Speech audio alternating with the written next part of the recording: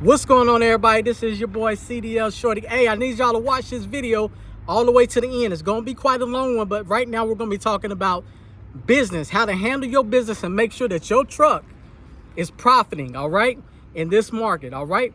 I have to make this video because guess what? CDL Shorty don't know everything. So when I made the video about the cost per mile, I got some people confused because I got them thinking about the cost per mile and not the gross rate per mile.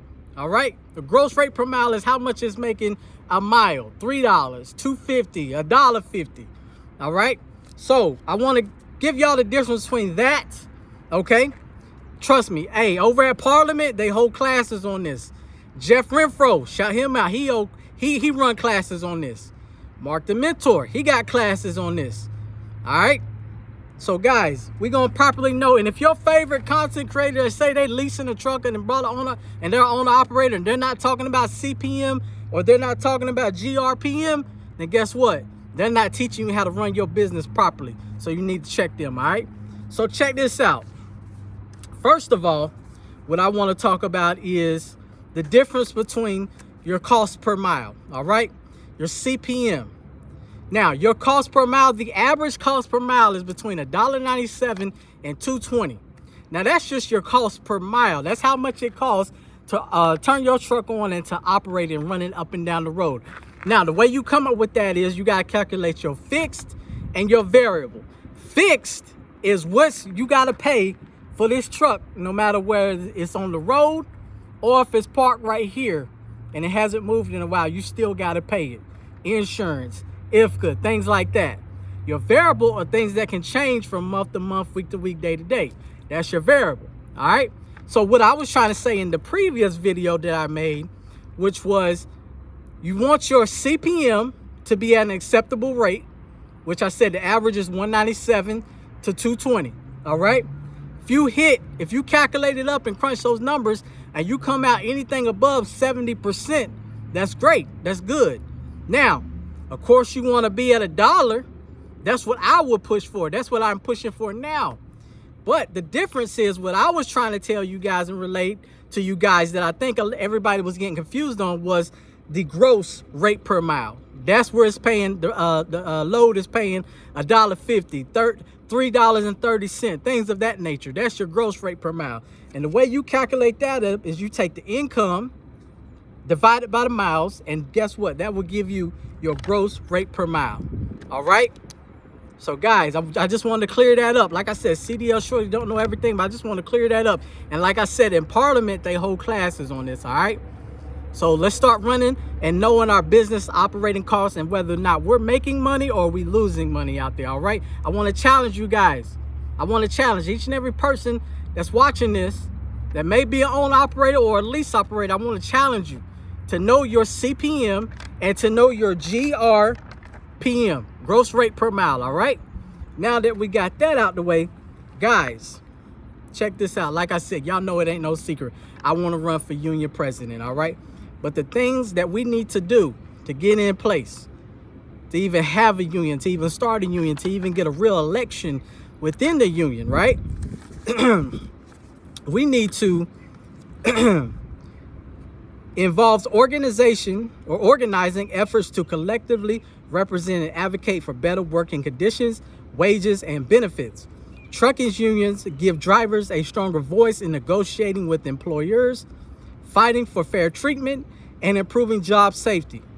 All right, I got step-by-step process on how we can do it.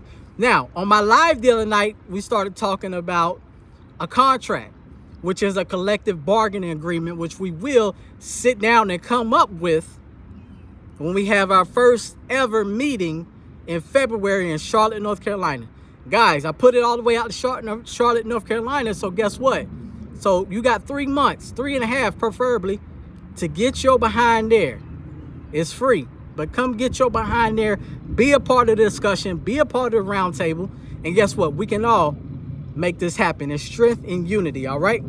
So number one, we need to identify key issues and goals, all right, which is wages and benefits, working conditions, job security, work-life balance, struggles with time off, personal family time, and unpredictable schedules.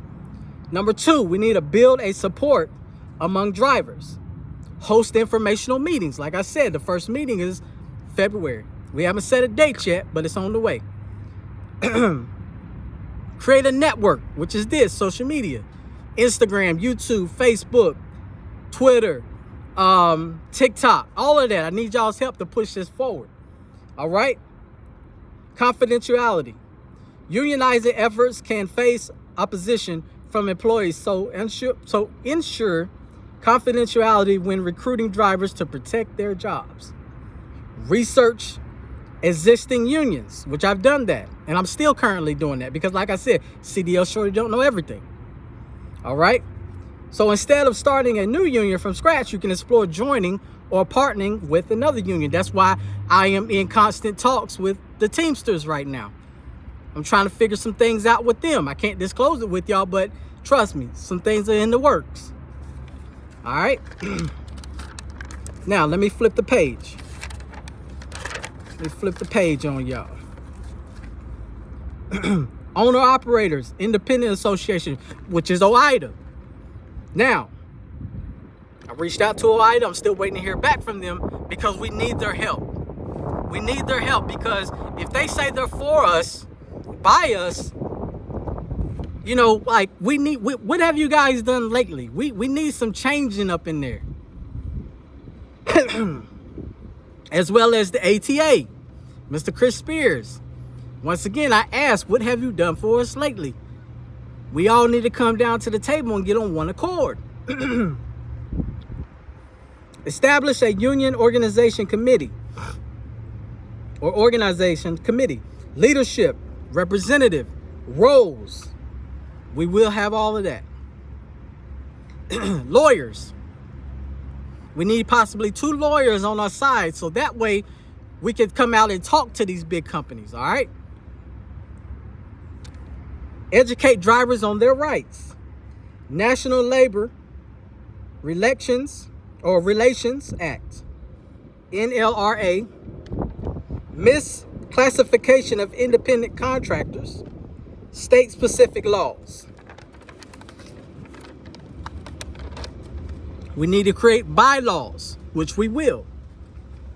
Organize an official election, which I said on the live. I brought that together on the live.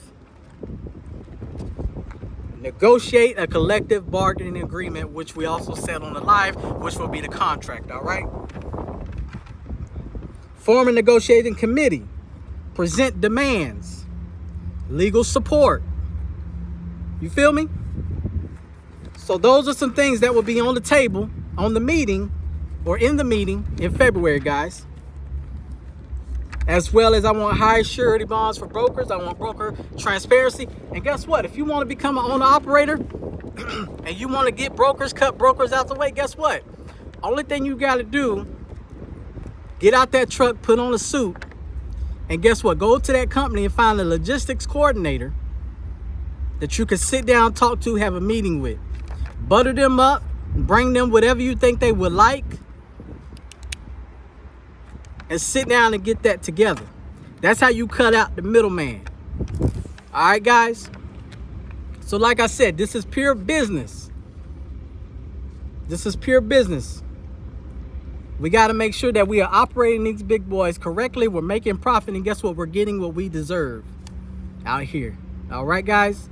I love you guys. Like I said, if you made it to the end of the video, I want you to type GRPM, and I also want you guys to join Parliament.